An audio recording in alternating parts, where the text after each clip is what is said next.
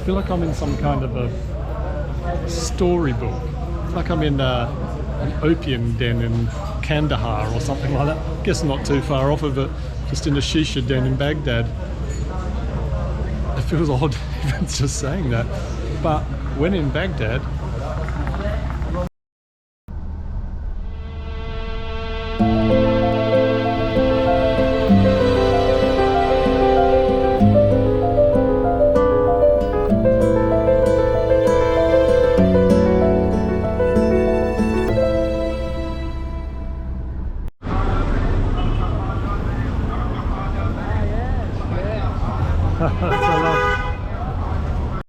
Salam alaikum, friends. Put my disguise on so nobody know it's me. I don't want to be mistaken for an American or something here. I'm in downtown Baghdad, pretty much in the old central part of town here. I've just caught a taxi from my hotel, and it's always good when you start a trip and I ask the cab driver, so everything's safe in Baghdad now? And he's like, no. I guess coming to Baghdad. Salam, how are you? Salam. Coming here, I guess you don't expect it to be safe. That's why you don't get many people that come to Baghdad.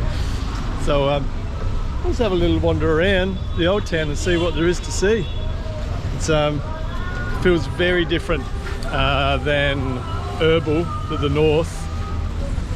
But hey, look, they make little spray bottles out of old Jim Beam bottles.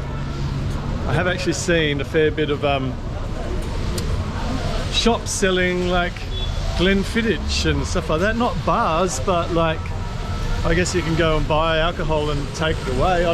The other thing that I really noticed coming in yesterday was, and I guess it's to be expected, and a place that has seen a lot of war recently, is the amount of military checkposts just lining every road. It's I've never seen anything like it anywhere in the world. Yeah, there's just Humvees and people with machine guns and barbed wire fences and concrete blocks ready to be put out to block off roads.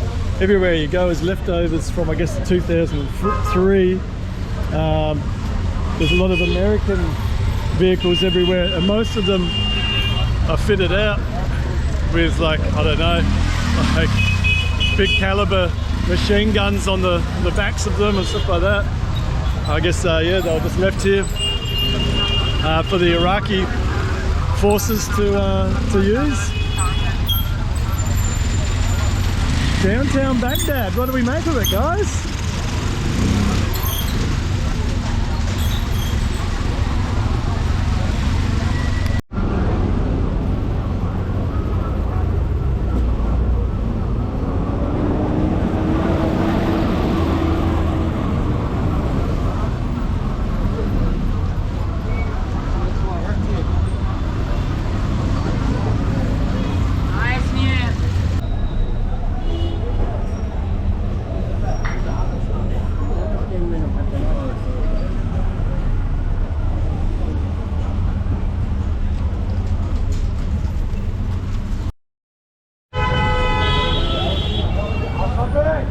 Every now and then you see these beautiful old buildings. This has got all smashed, very noisy, a lot of smashed out stained glass. There's beautiful little balconies, design fretwork, stained glass, all the windows. Most of it's all smashed out now, but yeah, that's an older one. It's very beautiful. You can tell you're back in Asia because everyone just beats their horn for bloody everything here.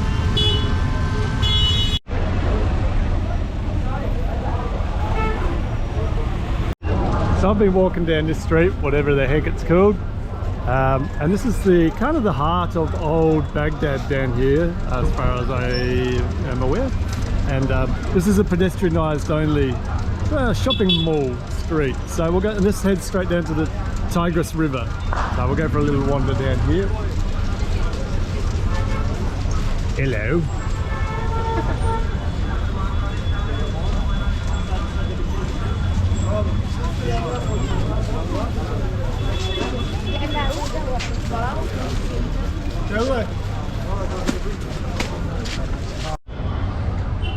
I saw from the street level these umbrellas. I thought, oh, that looks like a rooftop bar. I didn't think it'd be a bar selling booze, but it's clearly something for later on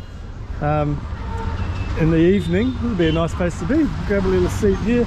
Oh, look at me. I'm on top of the world. Hello, Baghdad. Alrighty. Oh, this is a cool little spot. Might have to see if I can come back here later on.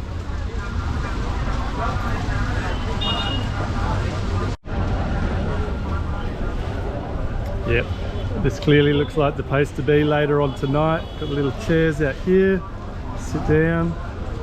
It's pretty damn warm, not gonna lie to you. It's 10 o'clock in the morning and 35 degrees, so holy doly. We're in for a scorcher today. Skies are going to be sepia. Everything is sepia here. Like, it's just, everything's covered in this fine coating of desert dust. Babylonian dust colour is what I call it.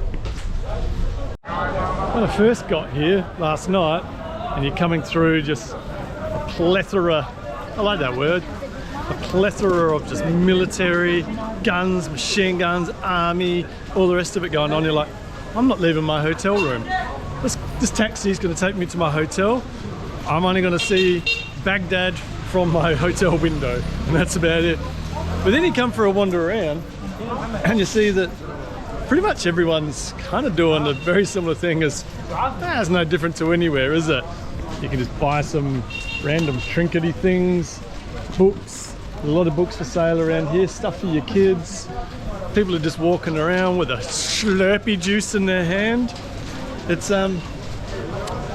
this is why I like travel, because you realise everybody's kind of doing the same thing. Doesn't matter if you're in Baghdad or Byron Bay. Probably a little less yoga going on here. It's a few less Hemsworths here in Baghdad. Hi guys, I've met these really cool Baghdadians here. How we doing? How we doing? They've taken me down this little alleyway. So let's go and have some chai. So they're taking me to their favourite little chai place. Look at it. So a little chair. They're kindly buying me some water and chai. I'll give them some money, of course, but shukran.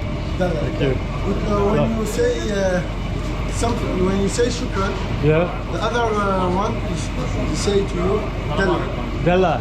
Dalla. So I say no problem. Shukran, dalla. Yes. No problem. When Dalla. I say to you shukran, you say Dalla. Dalla. Perfect.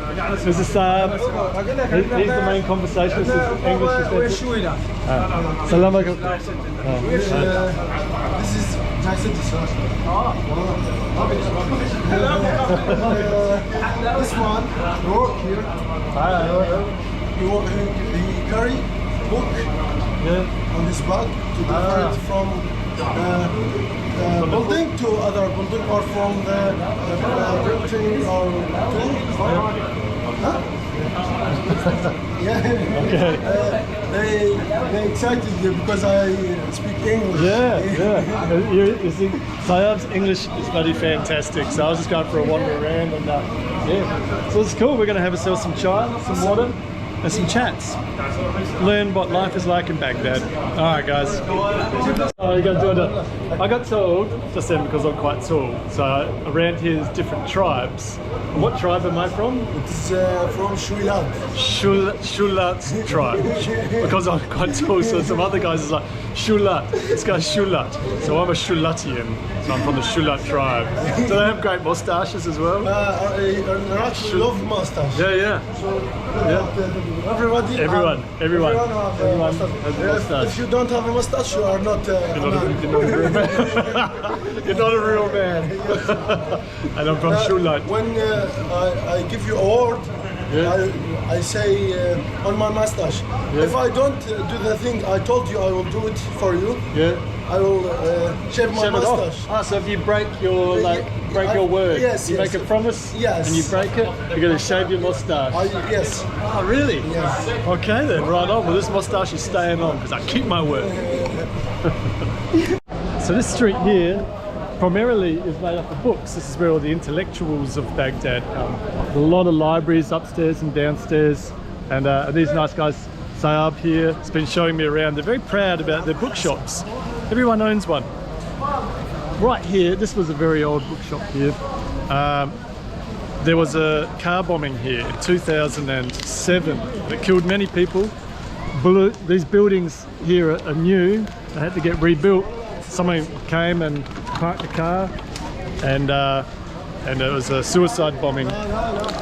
So it's very sad. A lot of people died, and a lot of buildings got wiped out. This beautiful old building has survived the bombing, but after that, that's when they made the street a pedestrian-only street. So you know why they were targeting. I don't know who they were targeting, but this is more an area for intellectuals. There's an old cafe here. And everyone comes to get books. They grab a book from here, they go over to the cafe and they read their books. So I guess it was targeting the intellectuals of Baghdad. So that was pretty sad, but I guess Baghdad's seen a lot worse than that. Everyone was happy. Salam alaikum. So this is the beautiful, don't know what the speaker says, you're ruining my speak, man. This is a beautiful old cafe here. Look at this beautiful old building. And I'll go in there later and have a tea or something, see what it is about. But yeah, this is a pedestrianised mall. And right down here, here's Saab, and here's the Tigris River. You come here and get your juices and get your books. This guy here is Al-Mutanabi, Abu Al-Tayyab Al-Mutanabi. How did I go pronouncing that? So he's one of the most famous poets in the Arab world. Was born, where was he born? He was born here in Iraq. In Baghdad? Yes, yes. He was born in Baghdad. He died in sorry, it's born Hang in on. Kufa. Kufa, southern Najib. Baghdad. Yeah, okay. But this street, so he's a famous poet, and everyone loves him. Died bloody 1,500 years ago. But this street is named after him, Al-Mutanabi Street. So this is the street with all the books and everything, which is kind of why it's a book street, because of him. So he gets prime spot on the riverfront. He also gets prime spot of the Christmas tree that they love. That they leave here all year round. It's all good. So here we are, down at the Tigris. G'day, mate. And there's a famous clock tower. Can't remember its name, but well, it's famous around these parts. I think you can get a little boat down the Tigris. I don't know where it would take you to, but there it is. This just reminds me of being in Dakar, albeit a bit quieter, or in Kolkata. This is down here on the Tigris River. This boat here, it's got the speaker system going on here. It only goes on Fridays, and it does a little bit of an evening tour. They crank up the music, have a good time, and you go down to the bridge there or something like that. Does a little bit of a sunset tour. But it's Tuesday for me today, so I'm a long way off from going on the party cruise.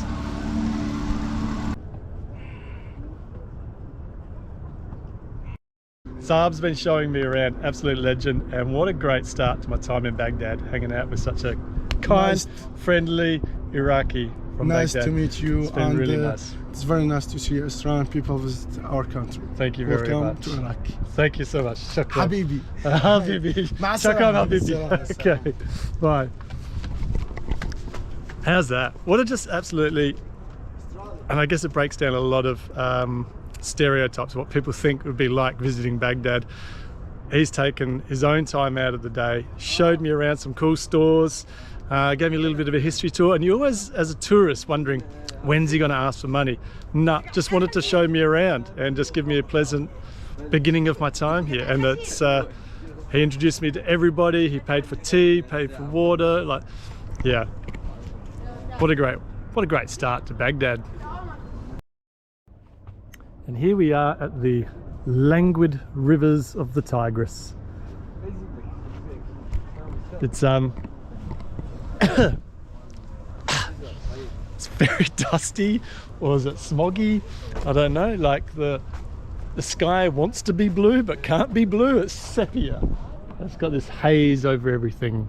Even their palm trees, even the things that should be green, are brown. I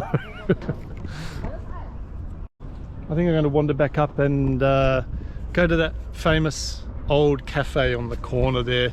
Saab, my unofficial guide, he's left to go, and well, he had work to do. So it was nice of him to show me around for an hour or two. It was nice. And we'll wander back up. All right, let's pop into this little tea house slash cafe, whatever it is, and see what it's all about. Oh, it's nice and cool with the aircon on. Okay.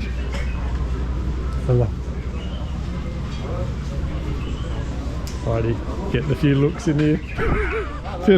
I might take a seat. Okay.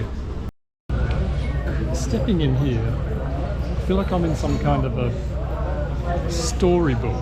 Like I'm in an opium den in Kandahar or something like that. Guess not too far off of it, just in a shisha den in Baghdad.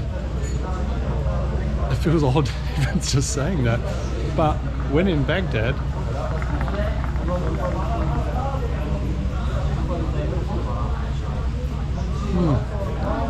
apple flavour, delicious. Having myself a little chai, and I thought, why not? I'll suck on a hookah for a bit. What? It's interesting in here because they have like a bird in a cage, kind of like we're in a mine shaft. Are they just waiting for the bird kills over dead? And there's too much shisha getting smoked in here. That's the warning signal. They don't have smoke alarms. They have canaries in cages.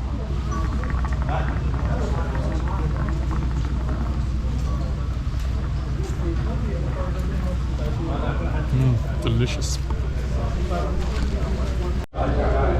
So this is well over 100 years old, and given that just out the street there is well, the library street. That's where everybody would get their books. This is traditionally a place where you would come to discuss the important matters of Baghdad and Iraq. And I can see coming in now, we're sort of on about lunchtime. People coming in, the business people in their suits, they get themselves a water pipe, a chai, and figure out the greater issues, or just talk poems. I've noticed here, as opposed to what's going on over the border in Iran, the women don't seem to have to wear headwear here.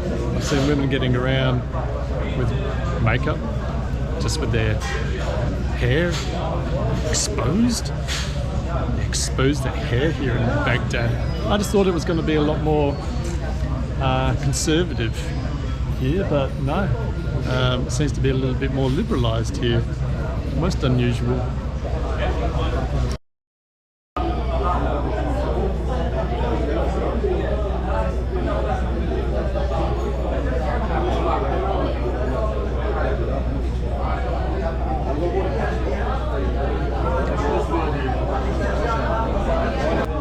So I was making videos in here, and then somebody came up and asked me to delete them. Anything that had they went through my pictures, anything that had a woman in it, I had to get rid of.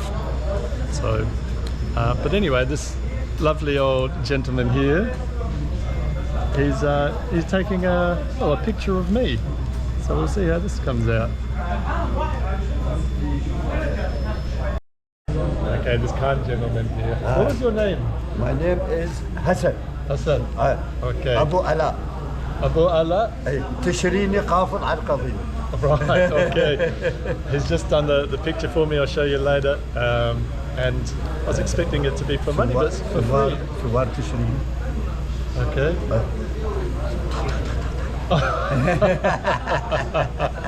He's done it for free and fantastic. He's taken a lot of time. تحرير. It's really nice of him. So سلم لي على اهل استراليا قل له سلم لي على اهل استراليا العراقيين خاصة عمو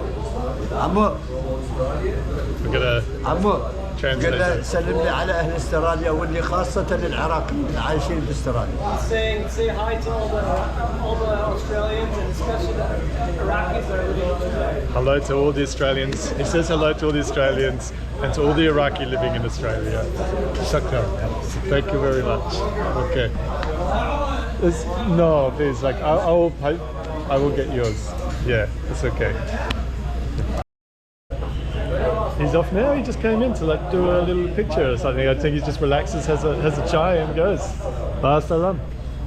Okay then. I'll get the little picture out and show you. Right. This is the picture. What do we reckon?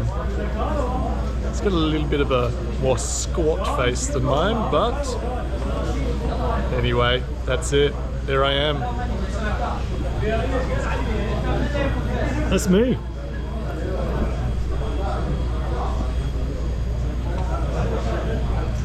I look like a terrorist. Well, it was a bloody good time in there. Had some good chats with everybody.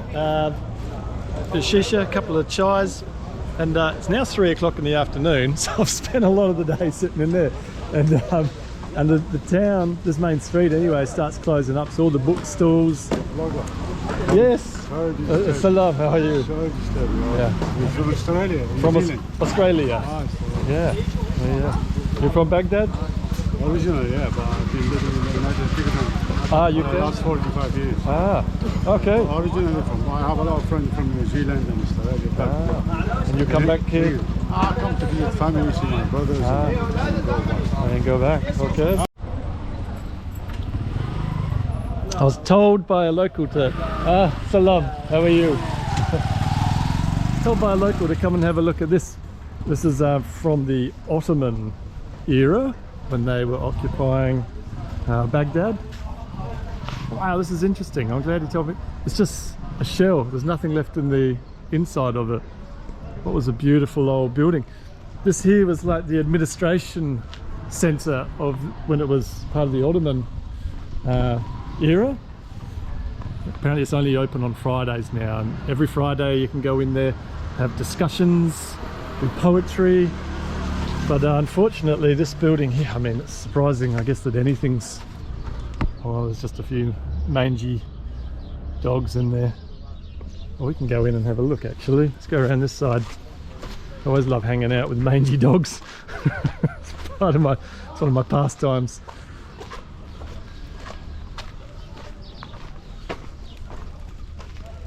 Right. Complete. Well, not complete destruction. Still got the frontage on it.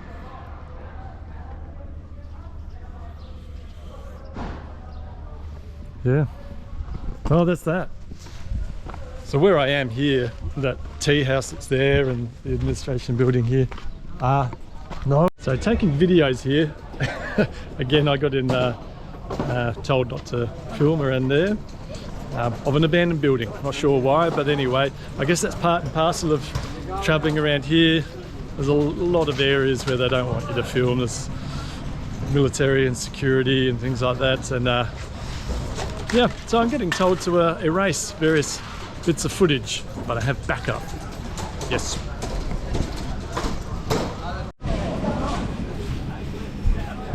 I'll go under this little covered alleyway. I want to get to a madrasa that I think is on the other side of this.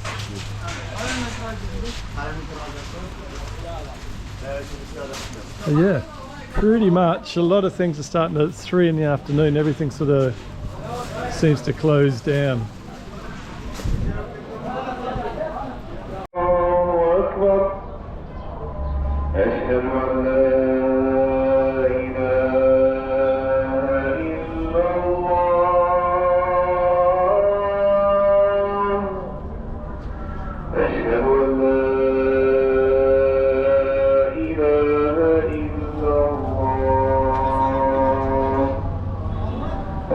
أن محمدا رسول الله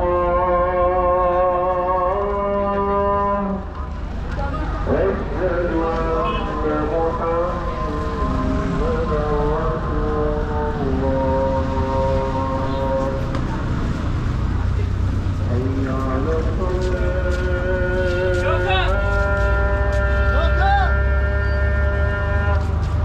حي على كما باركت على سيدنا إبراهيم وعلى آل سيدنا إبراهيم في العالمين إنك حميد مجيد اللهم رب هذه الدعوة التامة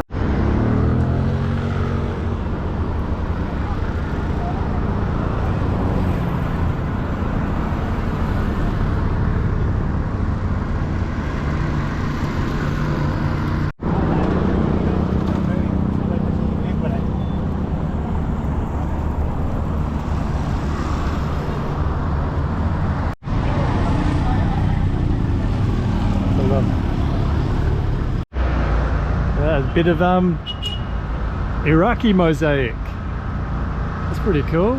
So someone over here cooking up some fish. So catching fish. We got the mosques and oh, there's a playground swing over here.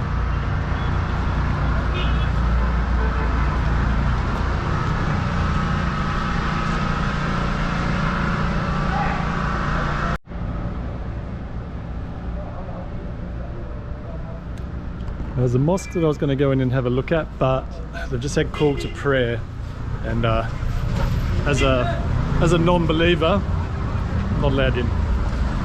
So, but I did want to see. There's an ancient madrasa down here somewhere. I don't know if I can get into it or not. Just ducked into this fella's little shop to have a look at some of these antiquities that he's got going on in here. He's got some old Iraqi money and an old Iraqi TV. What a great movie I'm watching here.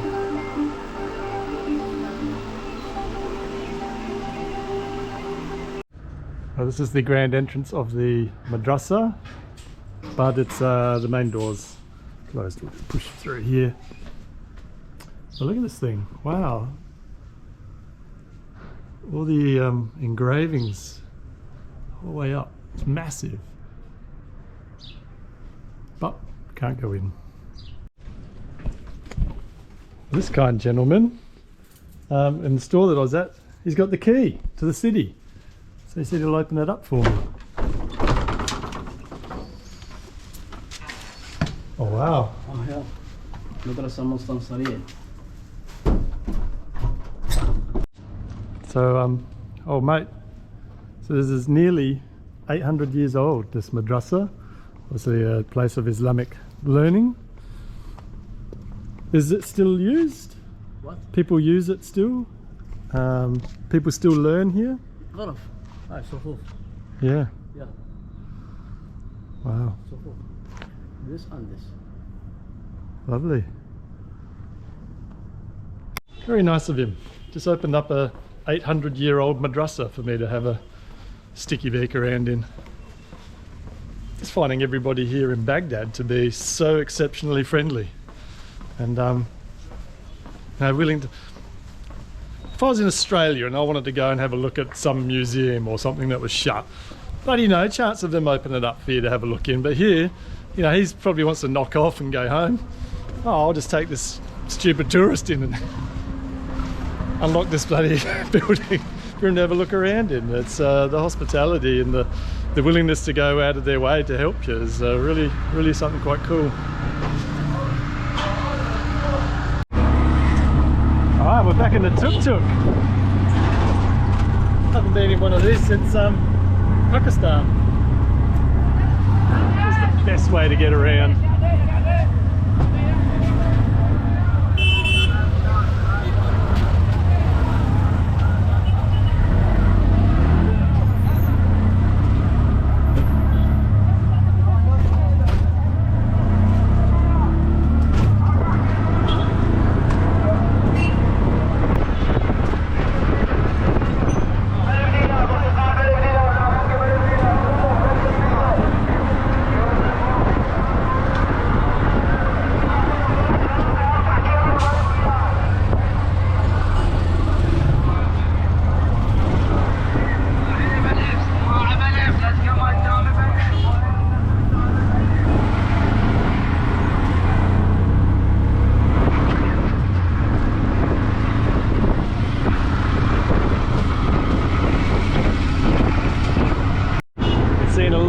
buildings up here, bullet holes riddled through them.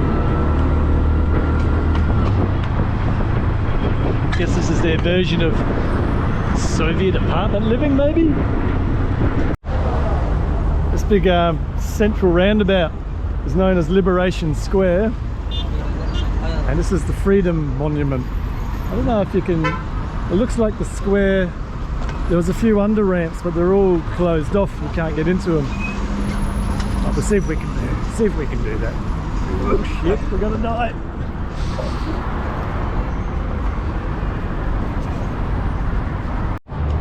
So these bas reliefs of the Freedom Monument portray, I guess, a bit of the history of Iraq. We've got a few older civilizations over here, a bit more modern, and obviously there's a lot of like sadness and tragedy being portrayed over here. And this Liberation Square, it looks like all the underpasses that kind of lead into it, because inside there's all looks, well, palm trees, it looks like a garden, but I don't know if you can actually get into it. This is Umma Park. That's the Freedom Monument there. There's clearly a lot of money going into building this, putting lovely garden beds all around. Looks like they're all kind of doing the finishing touches. There's people sweeping sand into the pavers, watering the plants. Got these palm trees lining this whole road. So this will be a lovely park once it's established. Look, this has got all the tins of paint. They're painting everything up, all the benches. There you go, Umma Park. This will be the place to be hanging out. Yeah, give it a few months. It'll settle itself in a little bit. Come here and hang out.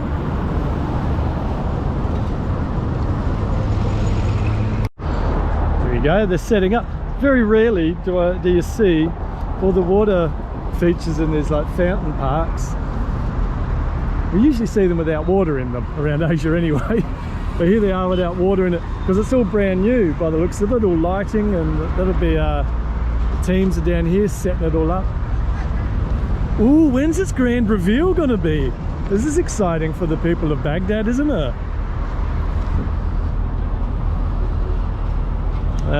That's as far as I'm going to go. A lot of crews and stuff working down here, getting everything sorted. This is it.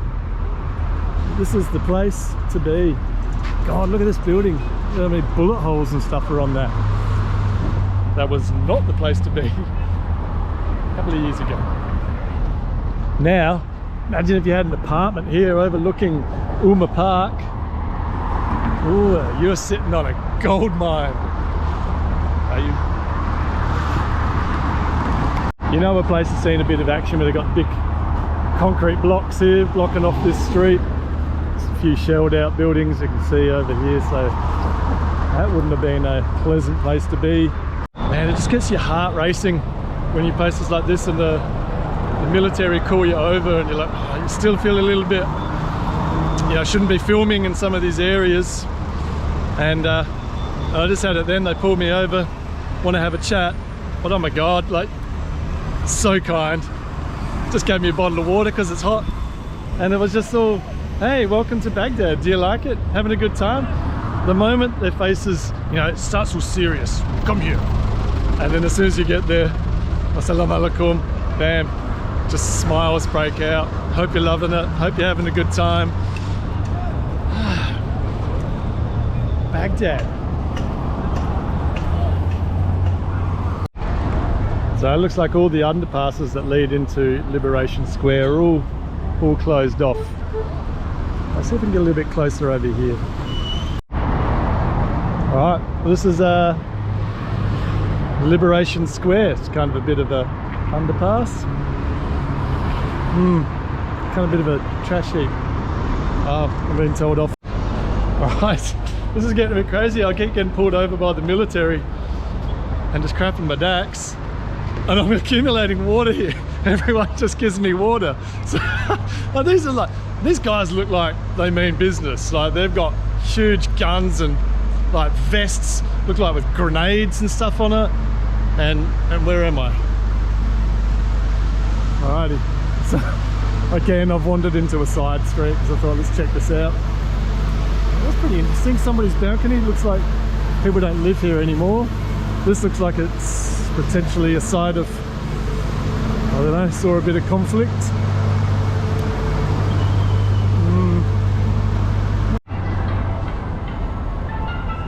As soon as you duck into these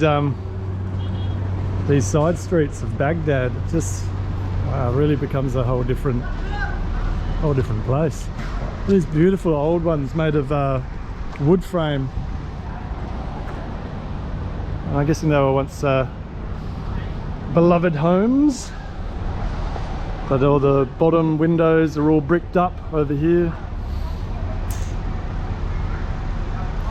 Yeah, it starts to get a little bit sketchy down in these little back alleys with the barbed wire around everything. But so there's this beautiful architecture. This is must be a really old suburb. I'm getting drawn in. I'm getting drawn in by the old buildings.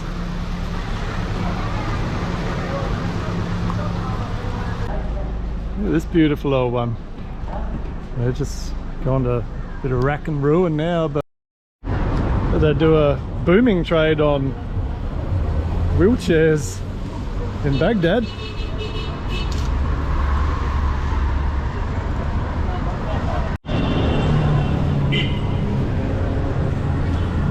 There's something you see around here that I did not expect to see. Shops selling alcohol, or your beers. You can get all your, let's go and have a look. You can get all your beers. Yeah, I didn't expect to see this in Iraq. But we got Coronas, Tuborg, Heineken, anything you want. There, that's a look. And then when you've had too many Glenfiddich, grab yourself a wheelchair and trundle yourself off home again. Come down here to the well, to the riverfront. River Tigris is down here. I thought I'd watch the sunset down there, but I just noticed this beautiful big palatial mansion. That's nobody's living it anymore. Such a shame. They would have had like a beautiful balcony here, views over the Tigris at the top deck up the top there. You can have your little tables and chairs, have a tea, have a beer. Not anymore. Poor old Baghdad. So many dreams crushed. Okay, I'm right on time for sunset, so let's get across this road. You know what I just spotted? A sign for FS beer. Ooh, good heavens. Alrighty, just going for a little stroll on the Grand Esplanade of Baghdad, the Tigris River. The sun's just setting. The languid waters of the Tigris. I'm gonna find a little spot to sit down, not next to. Well, found my little spot here. I'm gonna watch the sunset over the Tigris River. What a fun day it's been. I'm just gonna kick back, enjoy this call to prayer is happening. I'm gonna sit with my best mate. We're going to enjoy this sunset together. Oh, and I got a whole heap of the street dogs coming. You and me will always be together. You and me.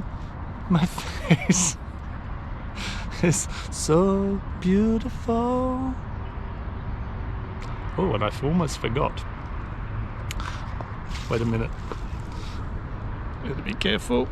I got myself an a la coque. Yep, and get myself some cock in Baghdad. This is actually an Estonian beer. Just having a Estonian beer on the banks of the Tigris in Baghdad. What? I know, it's a wacky old world we live in here, isn't it? Iraq, so I was very lucky. For the first time in 40 years, late last year, they introduced the tourist visa on arrival for Iraq. So they haven't had that for 40 years. To come to Iraq, you had to either be in the military or on a tour group, and it was a very difficult process of getting a visa to come here. Now, literally, you fly into Baghdad airport, pay you $77 US, depending on your nationality, of course, and bam, there's a stamp, and you're welcome to Iraq. Iraq's got a long way to go before it will become a tourist destination, but it is worthwhile destination to come to. There's a lot of military everywhere. So it's probably not a place for your summer holiday with your family, but it is a place to come if you're a little bit more adventurous. I want to go see some interesting parts of the world. As I say, this is the last time I would have been able to really come here without paying for an expensive tour would have been about the time that I was born. So good on you, Iraq. You're opening yourselves up. So you're doing actually a lot better than the likes of Pakistan or India, where you've got to apply for, geez, getting the Pakistan visa, getting the Bangladesh visa. It's easier for me to get to Iraq than nearly everywhere I've been so far. Coming here is difficult though. I did not realise, because all the research that I did was that cash was freely available, which is just not the case here. No ATM works. Found one in Erbil. Man, there's nothing here in Baghdad. So running out of money is a reason why I'm leaving here, not going to go explore further, because I've only had a little secret reserve of US cash on me to get me through hard times, and it's getting me through, just keeping me afloat in Baghdad. Which I did not realize when I booked my flight from Baghdad to Beirut, where I'm going to tomorrow. Beirut's even worse. Their entire banking system has collapsed and there is no money available there. So I'm going straight from the, straight from the fire pit to the fire, straight from the hot pan to the fire, straight from shit to shitter. It's pretty much what's going on here. So we'll have to figure that out when I get to Beirut. I would strongly suggest, if you're coming to Iraq, bring a lot of US and $100 notes. They will not change 20. I've tried. So the exchange rate is terrible right now. So I'm just bleeding money. But anyway, some things are worth it. So my little dog friends down here and we're going to sit back, listen to, call to prayer is still happening, so that's going on for a long time, and enjoy the last moments in a country that I never ever thought I would go to. And yet here we are, an Australian, an Estonian, and an Iraqi. Thanks guys for coming along. Oh, and if you like this, hit like and subscribe. It happens every time.